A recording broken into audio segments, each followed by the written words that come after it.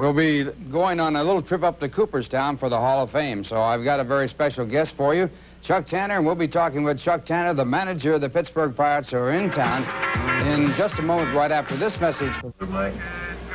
Well, my guest is Chuck Tanner, who is now 29th on the all-time managers list, and Chuck, you go by a fellow named Billy Martin pretty soon, too, don't you?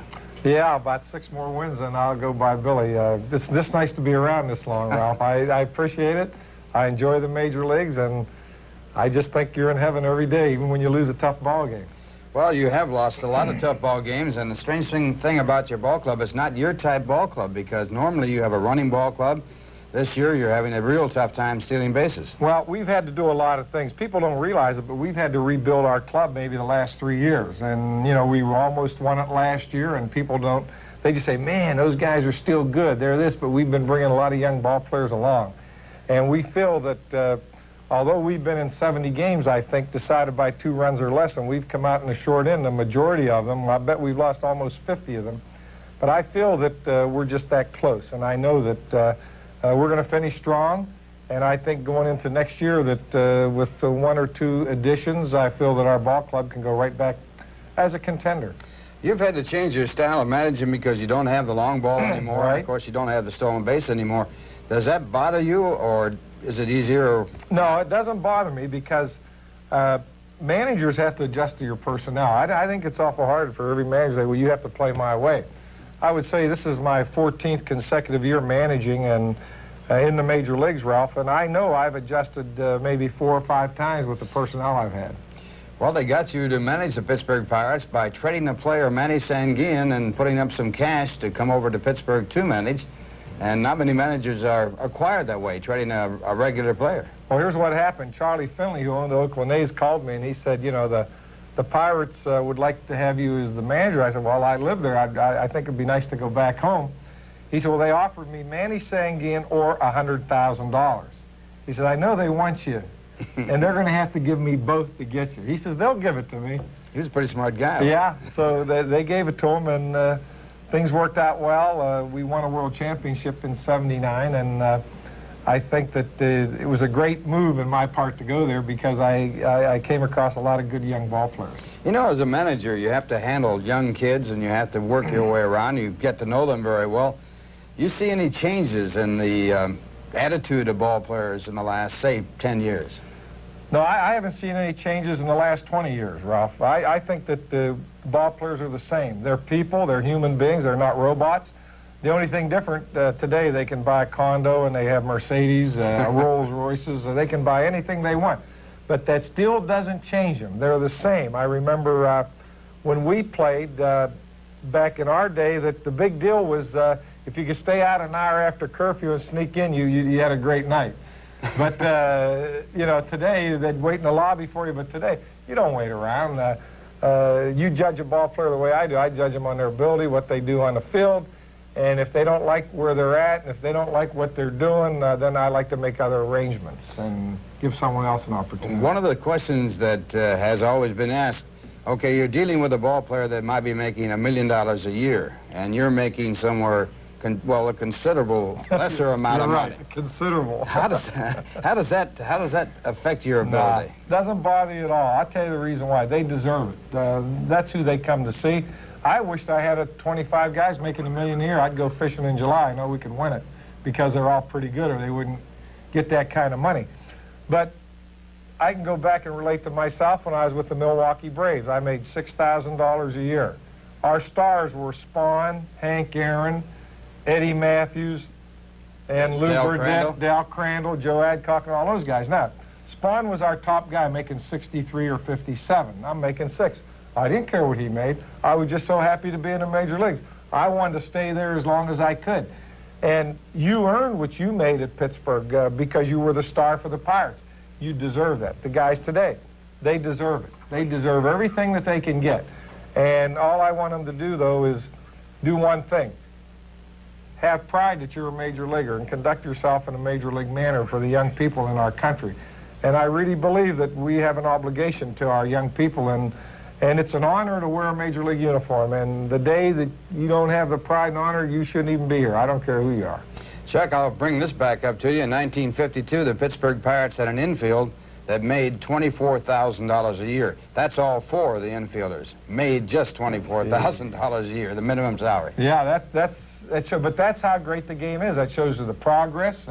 Because of television, more money, they have better pensions, the greatest pension in the world. They have everything, the best of any business there is. And I hope they appreciate it. They better. We'll be right back after this. Our guest is Chuck Tanner, who hit a home run his first time up in the major leagues. And Chuck, it's been a great year for you from that year and years after that. Yeah, I agree. I've had a lot of great things happen to me. You must have been listening to me talking in the clubhouse about an hour ago, Ralph, because I was just saying, what are the great things? When I graduated from high school, I didn't have a bathroom in my house, got running water and electricity in about 9th grade. So I got to play in the major leagues, hit a home run the first time up, pinch hit for Hank Aaron and hit a home run under extenuating circumstances. They wanted to give him a rest the first game of doubleheader. Won a world championship and managed an all-star game and won the all-star game.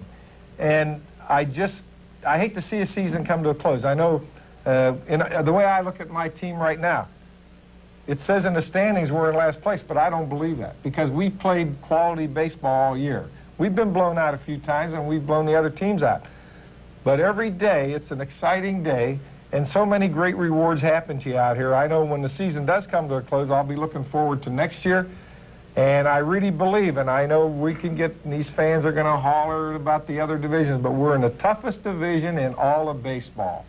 The Mets have made great strides through the years, and this is the first year they've gotten out of the basement. The Cubs have kept improving. The last 5 years, the team in the World Series has been in the Eastern Division, and I think the world champ in the last 5 years has come from our division, the Cardinals, the Phillies, and the Pirates. So nobody can tell me that we're not in the tough. In our division this year, whoever gets in, and it's not over by a long shot, can be in the World Series again. Well, as you can tell, Chuck Tanner is an optimist.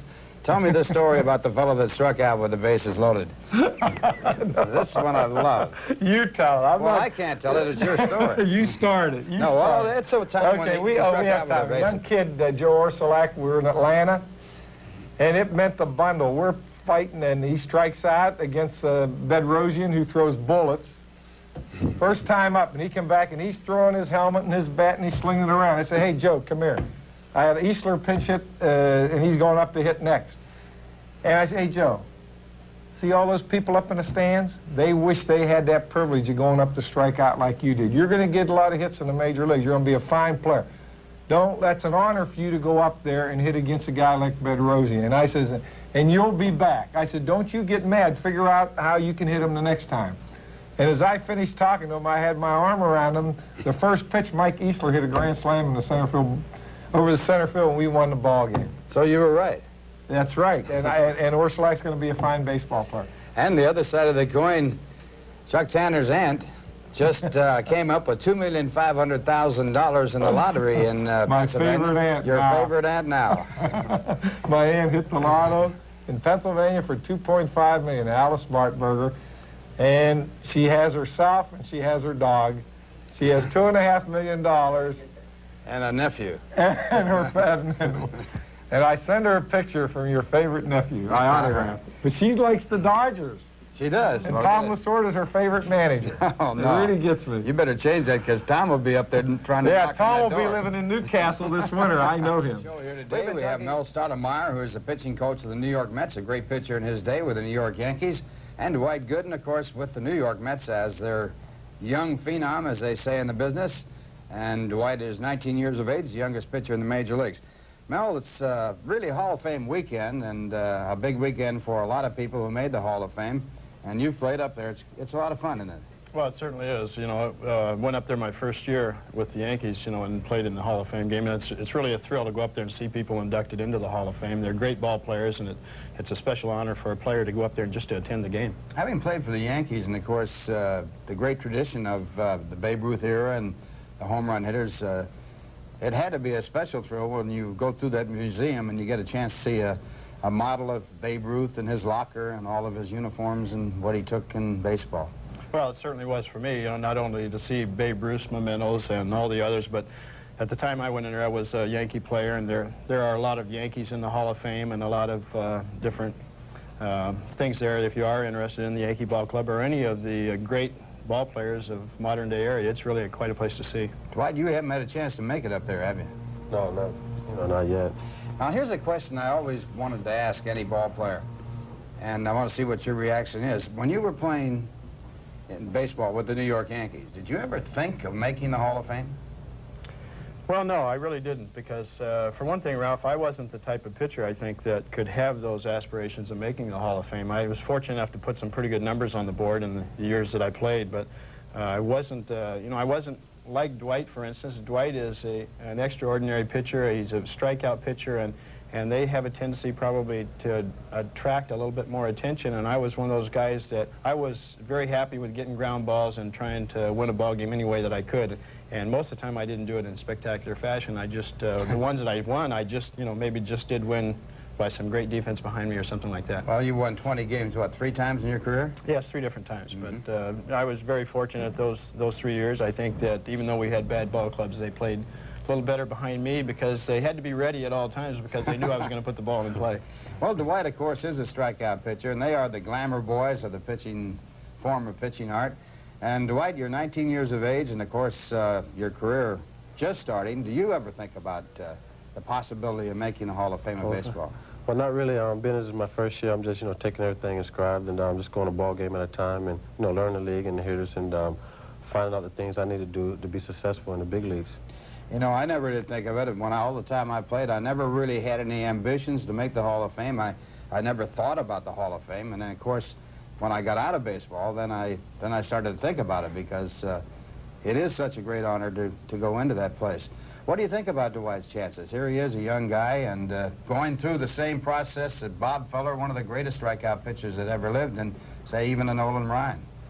Well, I think the start that Dwight has gotten off to this year, the steps that he's made coming into the National League, and the ease at times that he's gotten the strikeouts and the very big games, I think that if he's able to put together, it's going to take several years for him to put together those kind of numbers to be considered for the Hall of Fame. But at this particular point, I'd have to say that he has a chance, if given the opportunity to pitch long enough, to pitch his way into the Hall of Fame, because there's no doubt in my mind that unless he does injure himself or something like that, that he's going to put some awful big numbers and could be a successful pitcher, not only strikeout-wise, but a successful pitcher win-wise in the major leagues. What about his pitching delivery? Is it a delivery that will hold up?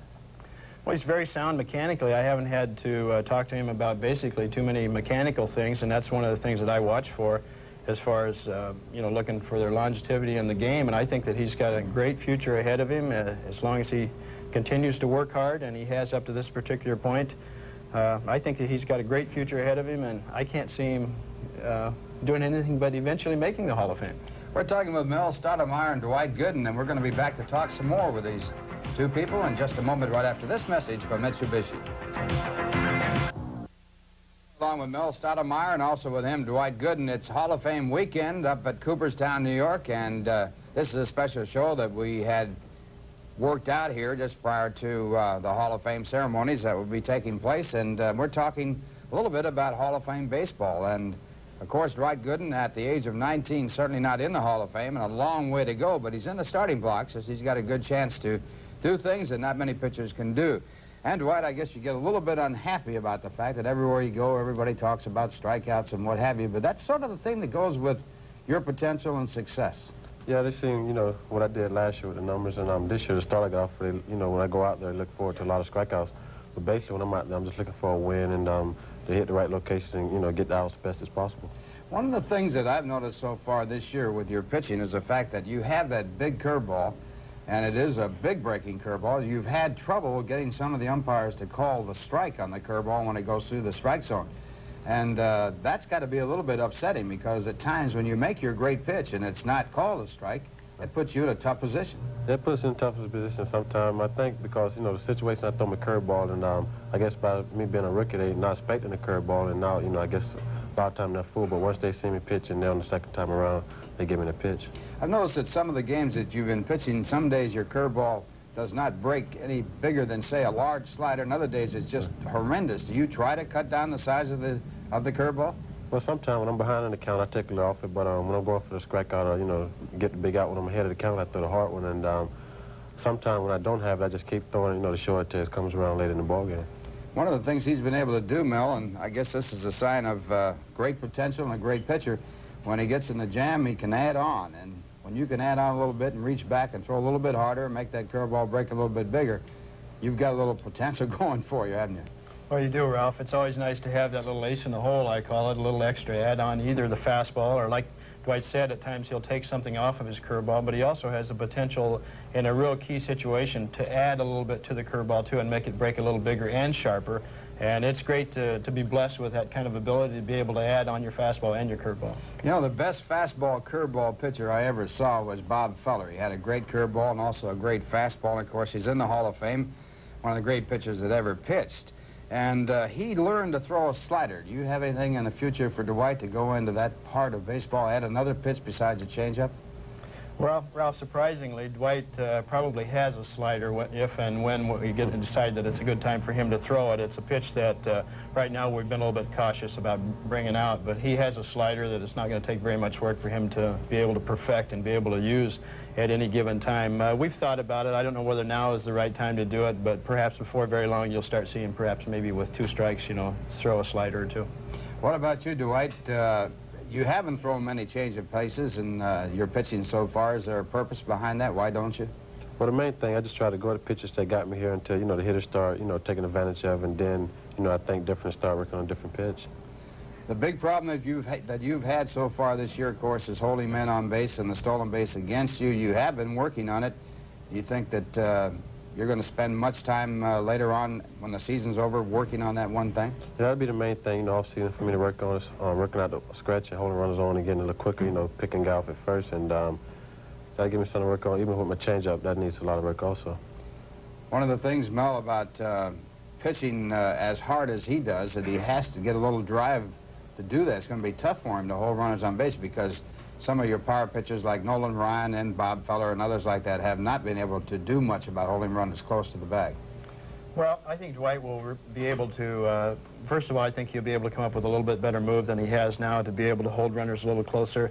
And I think that he has the ability to make the adjustment, but it's something we've talked about and haven't worked on it a great deal during the season. I think looking forward to spring training next year, I think it's something that we'll undertake at the start of spring training and try to spend the whole spring on. And I think before the spring training's over next year that Dwight will be much more comfortable as far as being able to hold base runners. One of your problems, I guess, Dwight, is in your career as you grew up as a pitcher, not many people got on base. You didn't have to hold anybody on. Yeah, that's right. Coming up, there ain't too many got on base, and then when they was on base, I threw a couple of times, and they wasn't as smart as the runners up in the big leagues. We've been talking with Dwight Gooden, also Mel Stottlemyre. Thank you very much. Appreciate it. It's Hall of Fame weekend, and we'll return right after this message from Mitsubishi.